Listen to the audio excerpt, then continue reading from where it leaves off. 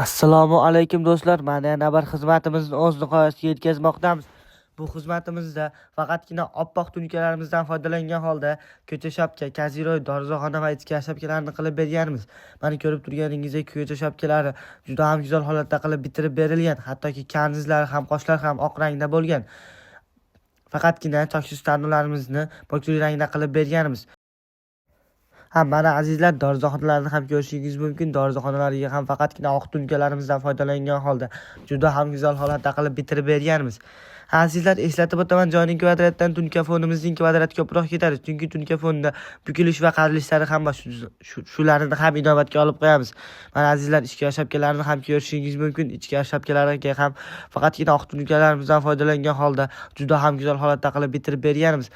Afishkalarni ham yopib go'zal holatda qilib bitirib berganmiz. Azizlar, biz faqatgina vodiy bo'ylab ishlarimizni amalga oshirayotgan edik. Endi Sirdaryo, Samarqand, Jizzax bo'ylab ham ish boshladik. Shu yerlardan bo'lsangiz ham ekrandagi raqamlarga ikkilanmasdan bemalol bog'lanishingiz mumkin. Telegram va WhatsApplarimiz ham bor. Musofirda bo'lsangiz ham bemalol bog'lanishingiz mumkin.